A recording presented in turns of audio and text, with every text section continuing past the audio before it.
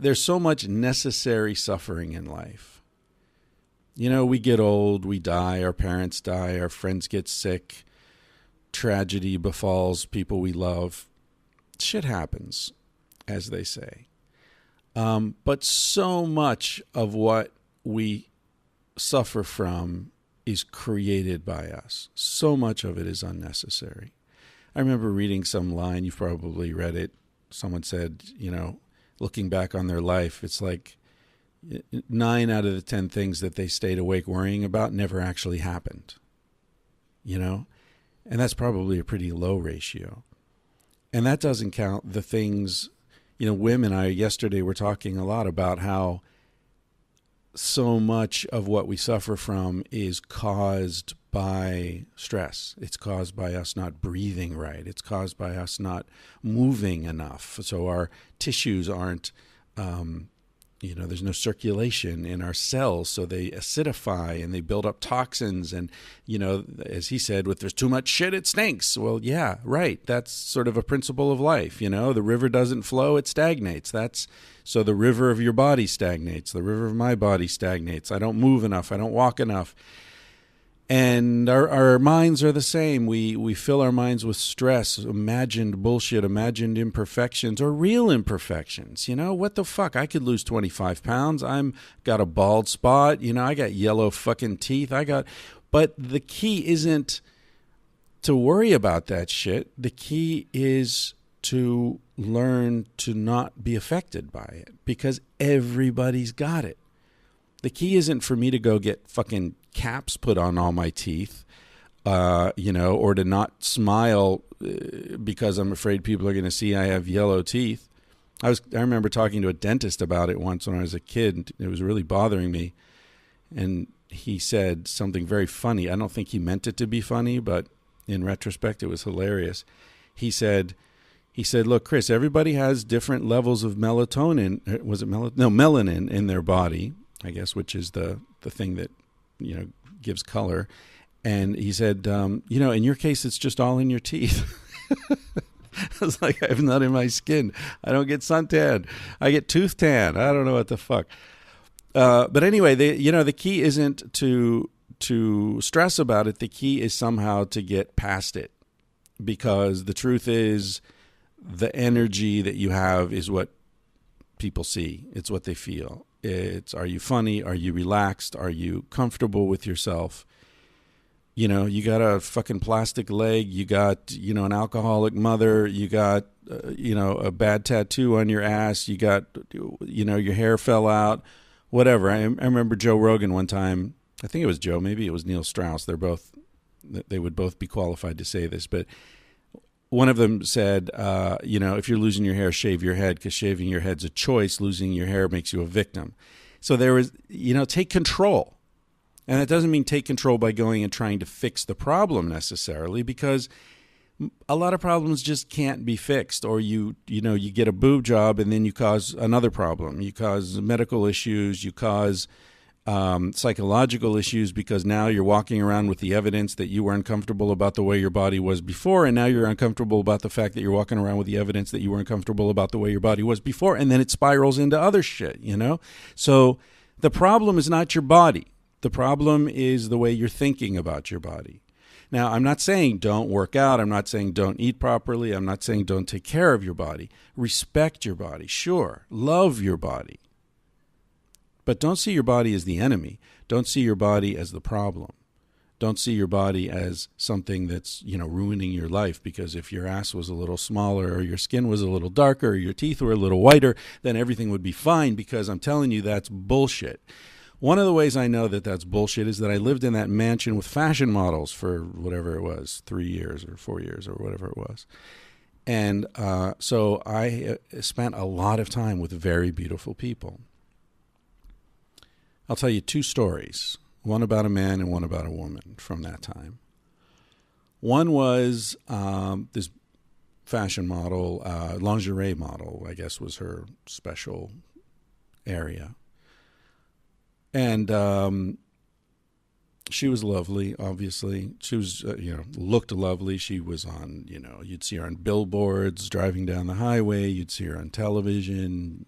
She was one of these women that other women looked at and probably hated because she had she was tall. She was beautiful face, big, beautiful breasts, ass perfect, everything just perfect. Long legs, everything, whatever. She was a lingerie model.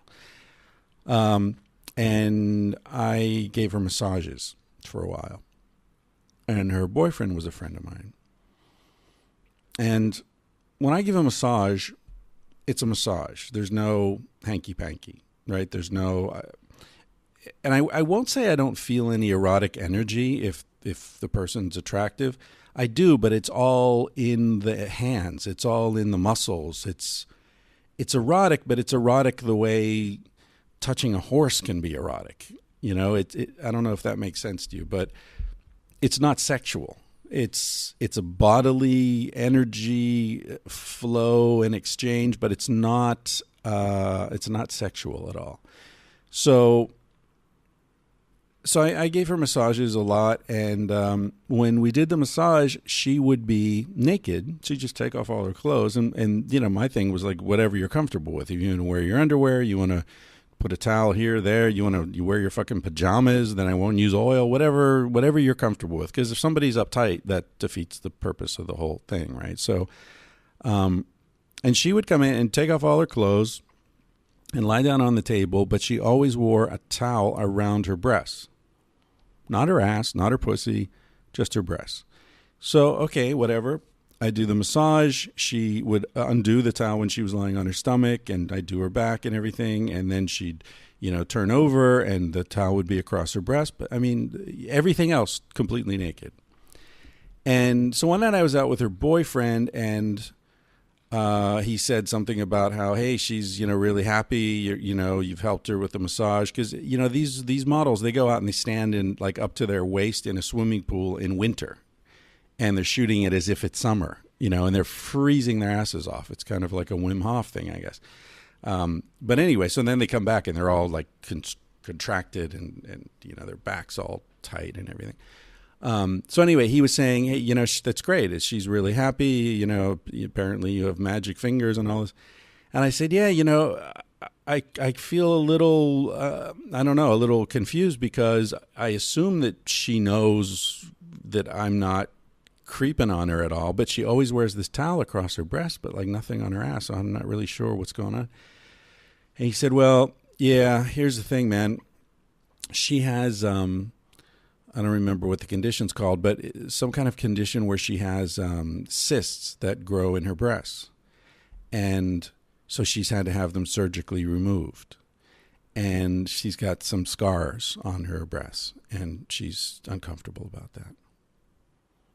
So here's this woman who you see on television, advertising bras and panties or bikinis or whatever. You see her on billboards and everybody says, that's it.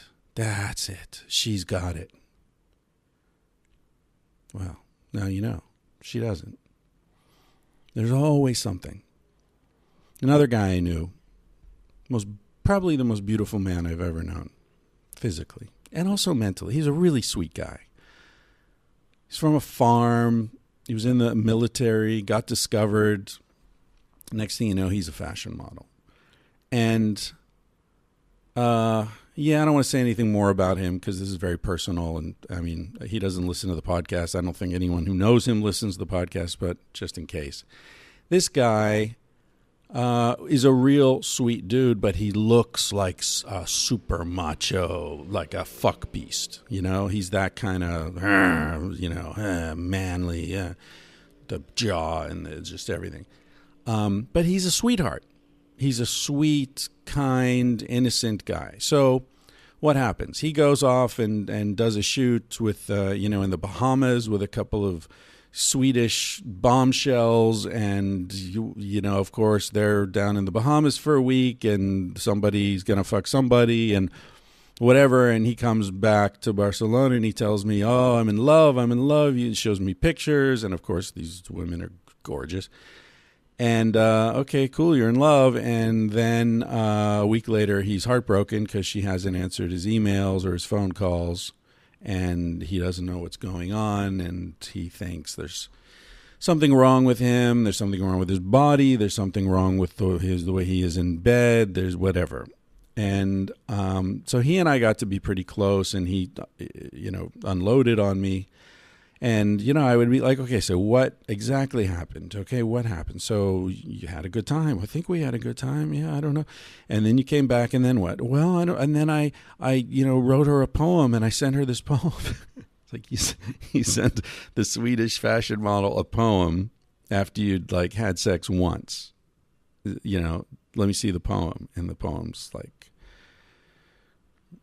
it's a fucking poem. It's a love poem written by a guy with the sort of emotional state and innocence of a young man. And so my point is not that there's anything wrong with this guy. He's a wonderful guy. And it's been a long time since I've seen him. I don't know what he's like now. But at the time, he was wonderful. But he was nothing what he looked like. That's my point.